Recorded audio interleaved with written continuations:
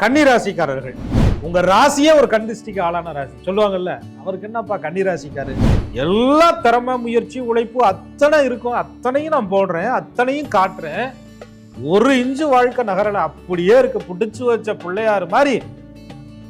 இடம் ஒரு பார்த்து எனக்கு வாழ்க்கையில முன்னேற்றமே இல்லை. கண்டிஸ்டி பிரச்சனை எனக்கு ரொம்ப இருக்குங்க. கண்டிஸ்டினால நான் கடுமையா பாதிப்படைகிறேன். என்னமோ தெரியல, எனக்கு அப்படியே மனச்சோர்வு, உடல் சோர்வு, புத்தி பேதளிக்கிறது, இதெல்லாம் இருக்கு. இது போறதுக்கு வழி இருக்குதா?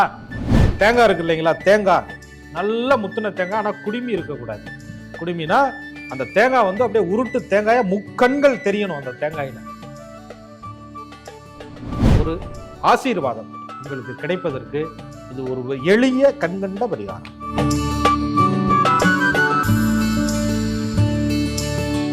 குருவாழ்க, குருவே துணை. அனைவருக்கும் புத்தாண்டு நல்வாழ்த்துக்கள். கல்லடிபட்டாலும் கண்ணடிபடக்கூடாது என்று சொல்லுவார்கள். அதாவது கண் திருஷ்டி பிரச்சனையினால நிறைய பாதிப்புகள் வருவது உண்மையான்னு கேட்டா நிச்சயமாக உண்மை. அதை தான் நம்ம சாஸ்திரத்துல அதர்வண வேதம் என்று ஒரு வேதம் இருக்கிறது. அந்த வேதத்துல நிறைய சாஸ்திர தாந்திரிக மாந்திரிக பரிகார முறைகளை பற்றி ஞானிகளே சொல்லி வச்சிருக்கிறாங்க. நம்மளை சுத்தி இருக்கக்கூடிய, நாம் வசிக்கிற பகுதிகளில் இருக்கக்கூடிய மூலிகைகள், வீட்டு உபயோக சமையலுக்கு பயன்படுத்தக்கூடிய பொருட்கள், இது அத்துணையும் பயன்படுத்தி நமக்கு ஏற்படக்கூடிய பிரச்சனைகளிலிருந்து தற்காத்துக் கொள்வது எப்படி அப்படிங்கிறத 12 ராசிக்கு நம் ஞானிகள் தெல்ல தெளிவா சொல்லியிருக்கிறாங்க.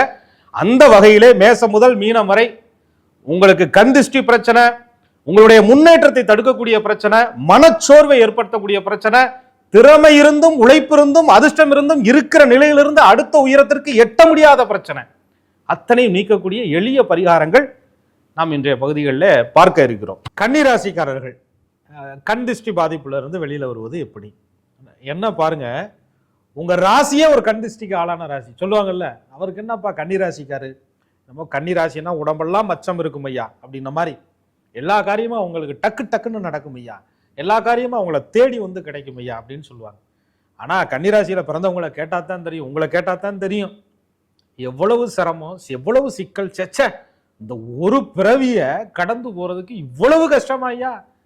எல்லா திறமை முயற்சி உழைப்பு அத்தனை இருக்கும், அத்தனையும் நான் போடுறேன், அத்தனையும் காட்டுறேன், ஒரு இன்ச்சு வாழ்க்கை நகரல, அப்படியே இருக்கு புடிச்சு வச்ச பிள்ளையாரு மாதிரி.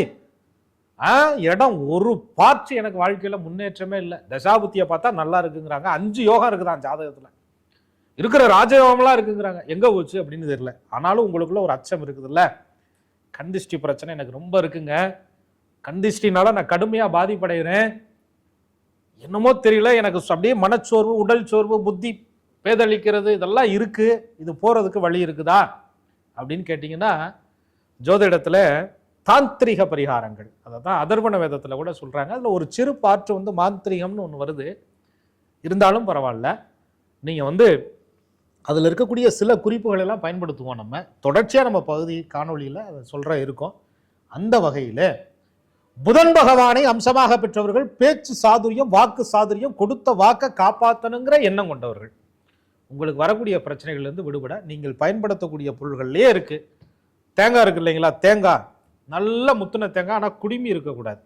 குடுமினா அந்த தேங்காய் வந்து அப்படியே உருட்டு தேங்காய முக்கண்கள் தெரியணும். அந்த தேங்காயில மேல் அந்த குடுமியை பிரித்து விட வேண்டும். முழுசா எடுத்ததுக்கு அப்புறம் பச்சை கற்பூரம், மஞ்சள் தூள், உதிரி பூக்கள், அதாவது வந்து புஷ்பங்கள், ஒரு 5 புஷ்பங்களை சேர்த்துக்கலாம். ரோஜா, மல்லிகை, முல்லை, சாமந்தி, உங்களுக்கு என்ன பூ பிடிக்குதோ ஒரு 5 பூ எடுத்துக்கோங்க. எல்லாமே தெய்வத்திற்கு பயன்படுத்தக்கூடிய பூக்களாக இருக்க வேண்டும். அதை எடுத்துக்கிட்டு அந்த தேங்காய், இந்த பச்சை கற்பூரம், பூக்கள் எல்லாத்தையும் அப்படி கையில் பிடிச்சிக்க வேண்டியது. கையில் பிடிச்சிக்கிட்டு உங்களுடைய ராசிக்கு எண்ணிக்கை வந்து 5 முறை, 3 முறை இடமிருந்து வளமாக, 2 முறை வளம் இருந்து இடமாக நல்லா சுத்திட்டு வீட்டு வாசல் இருக்கு பாருங்க, அந்த வாசல்ல வடக்கு முகமாக திரும்பி கொள்ள வேண்டும்.